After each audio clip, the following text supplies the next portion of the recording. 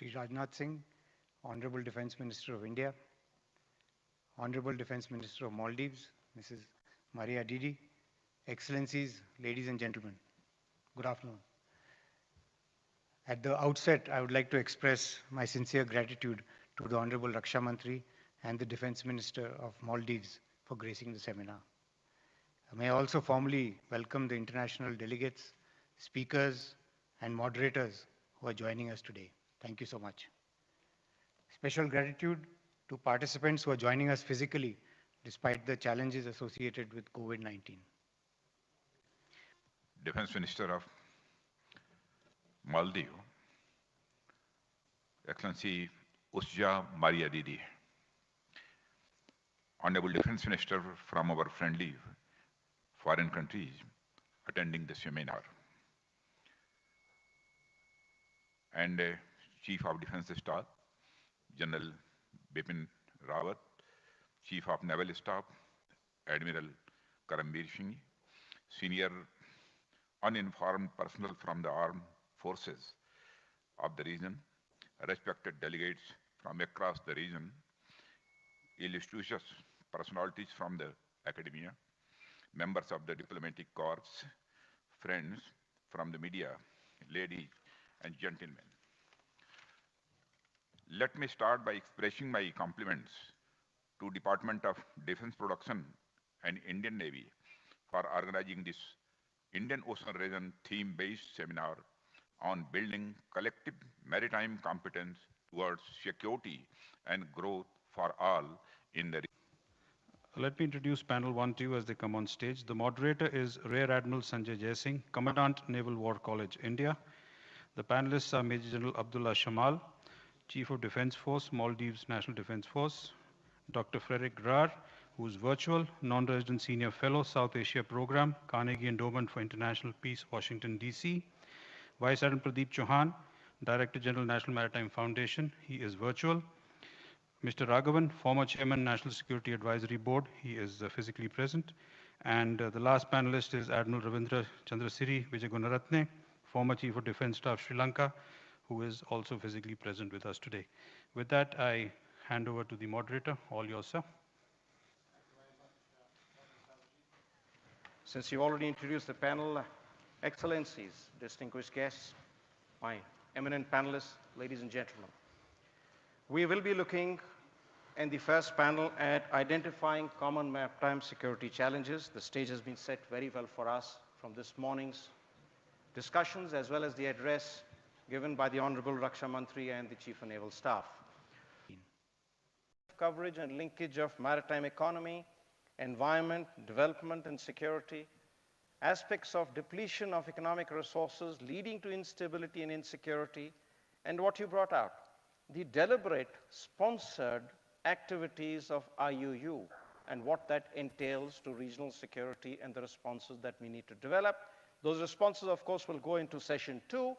And a very linked aspect of this, I had wanted to invite the comments of Admiral Vijayagunaratne, but I'll ask him to cover it as part of the main poser to you, sir, which is that the Indian Ocean region covers the major seaways, connecting the East and the West, with 80% of the sea trade actually being extra-regional, and the region itself providing 80% of the world's oil trade. With such major dependence of not just this region's prosperity, but the global prosperity on the IOR, how do you see the trajectory of maritime piracy, maritime crimes, including IU fishing and depletion of economic resources, and terrorism, and the effect of this trend on the security of maritime shipping, sea lanes, and trades in the coming years, sir? Thank you. Let me first of all thank the Chief of Naval Staff, Admiral Karambir Singh, and Chairman of the National Maritime Foundation for inviting me to this seminar. Being in India is always a pleasure. Almost all my military career of 39 years in uniform, out of 39 years, 7 years I spent in India. So I don't think anybody will break that record from Sri Lanka as far as it's concerned. And again, it has been a pleasure to be with my NDC course-mates, General Bipin Rawat and VCNS Vice Admiral Pawar. We were in NDC in 2010, and only regret I had was that the day that General Rawat was appointed as a CDS, I retired in Sri Lanka as a CDS, completing my tenure. So that is the connection that we have. And our connection with Indian Navy is something unique. All of us in Sri Lankan Navy has been trained in India, at least 3 to 4 courses. So our relationship with the Indian Navy is to teacher to student. If we have done well against fighting the terrorism in Sri Lanka, the credit should go to the Indian Navy for putting down the basics properly to our hearts and minds and making us professional officers. So as you know that the student to teacher or to teacher to student, or if I say in Hindi, Guru Shiksha, the relationship is above all relationships. If I come back to the question and to the subject, the history says that this beautiful city of Bangalore, the garden city in the state of Karnataka, very actively participated in Indian Ocean trade in centuries. We remind of the Hyder Ali and the fleets which were there in Karnataka who fought against the Portuguese and Dutch fleets. In Second World War history, the Nazi German Navy chief at that time, Grand Admiral Reeder, wrote a report to Hitler on 13th January 1942. It says, the Japan plans to protect this front of the Indian Ocean by capturing key position of Ceylon. And she also planned to gain control of the seas in that area by meaning of the superior naval forces. 15 Japanese submarines are to be at the moment operating in the Bay of Bengal, in the waters of Ceylon, and in the straits of both sides of Sumatra and Java. Once the Japanese battleships and the aircraft carriers and the submarines and the Japanese Air Force is based in Ceylon, the Britain will face to resort to heavily escorted convoys if she desired to maintain communication with India and Near East. Plans to strike westward of the Indian Ocean and seize Sri Lanka has been prepared by the staff of the Japanese combined fleet. This was a historical note and amply highlight the importance of Sri Lanka in the Indian Ocean. And what Admiral Reeder said, if you change the names of these countries, it is valid even in 79 years after the Second World War. That is why I always say that Sri Lanka and India should be more interaction. More interaction should be in naval forces.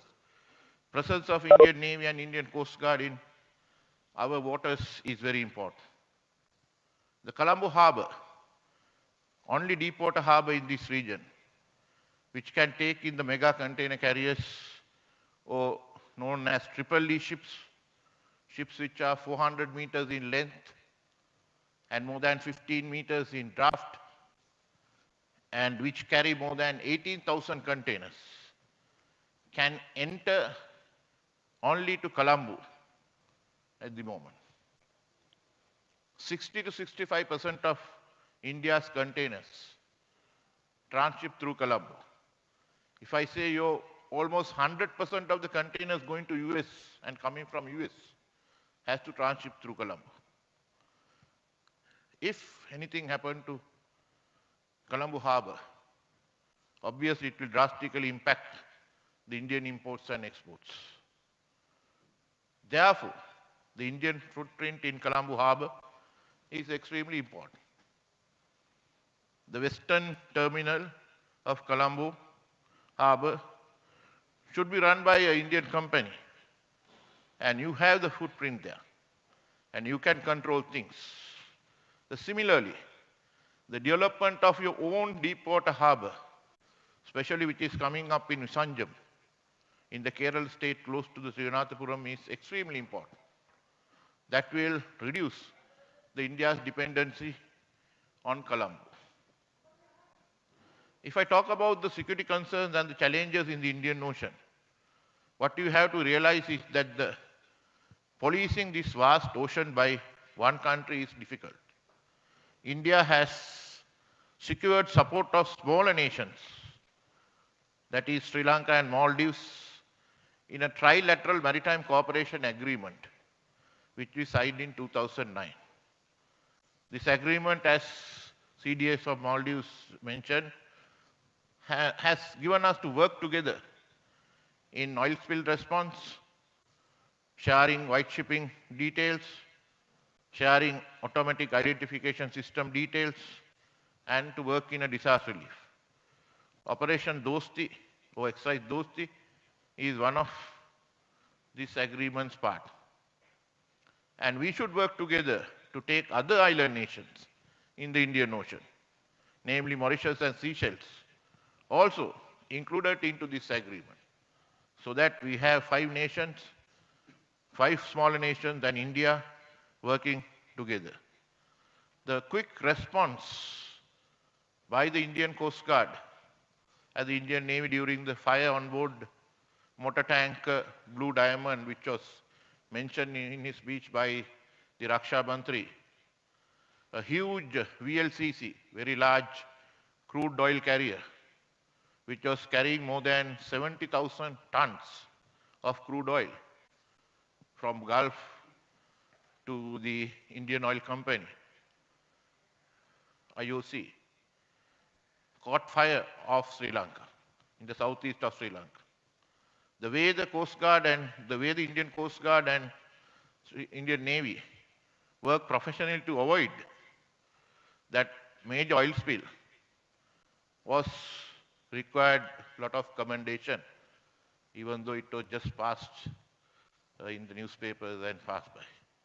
And I am here to thank you, sir, and to the DG of the Indian Coast Guard, IG Natarajan, for that work, because it would have been a major oil spill, one of the biggest in the world, which would have completely destroyed the beach resorts and the marine life of south of Sri Lanka. Thank you for that.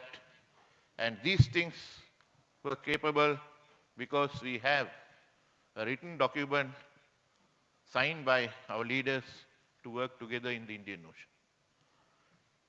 The maritime terrorism, drug trafficking, arms smuggling, maritime piracy, illegal, unreported and unregulated fishing, human trafficking are normally we talk always. We know that the answers for that. And these will now have become almost traditional threats that from the non-state actors we face out at sea. But there are new threats are emerging, and we talk less on them, especially on the cyber security. First, I will try to explain. First one, the container transfer and transshipment details are connected via IT networks. What container to load, what to unload, where to transfer, which ship to be put. If you send your container till from your door, when it is loaded, until it is been unloaded in the door of your friend in US, you can track through the internet.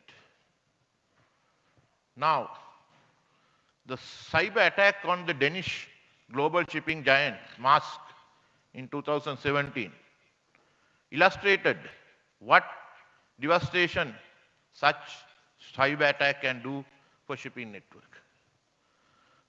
Most of the ports utilizing the industrial control systems and supervisory control and data acquisition systems known as SCADA system, which were designed without considering of exposure to the internet.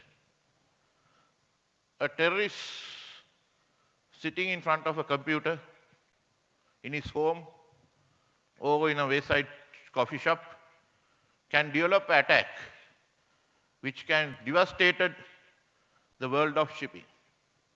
This we have seen in a smaller way. What is the answer for this? The second one is the security of the undersea cables. We think that our data transmitted by the satellites. No. Almost 99.9% of data, today's data, transmit through the undersea cables. The international companies, countries depend on them.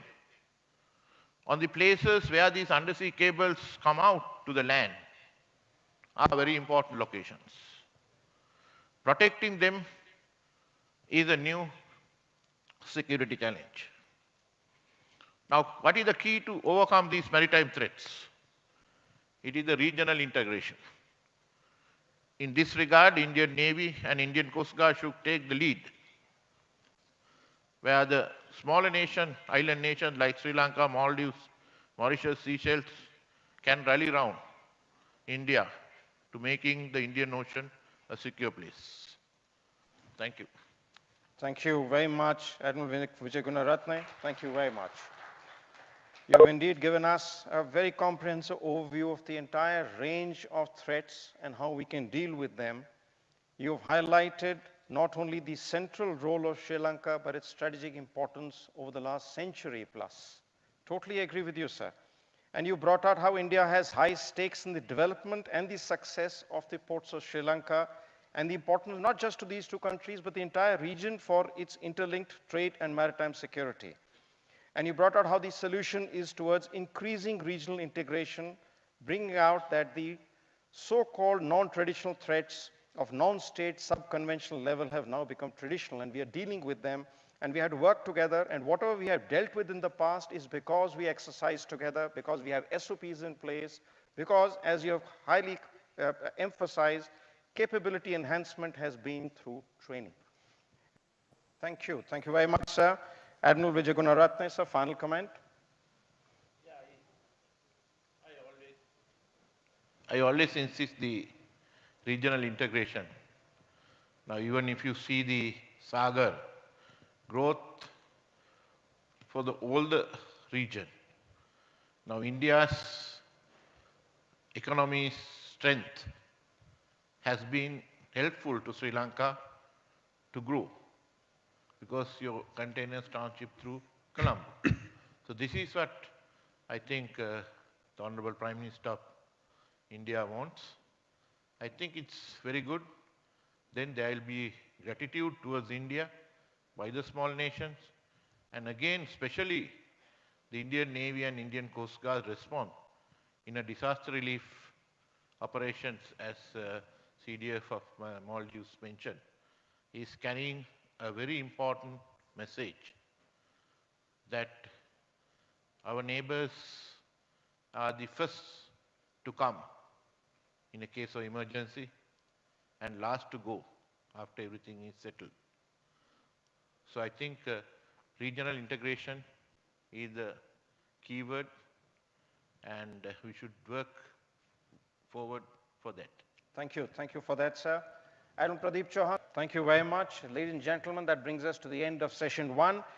Join me in thanking our esteemed panelists for their wonderful, enlightened views. Thank you very much.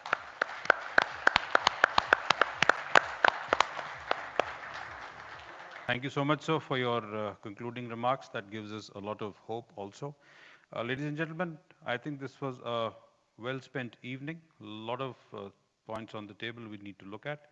And for those of our friends who have a long distance to travel, we wish you safe travel and safe flights. And for all of us, please do stay safe, stay safe. Thank you so much, and have a good day.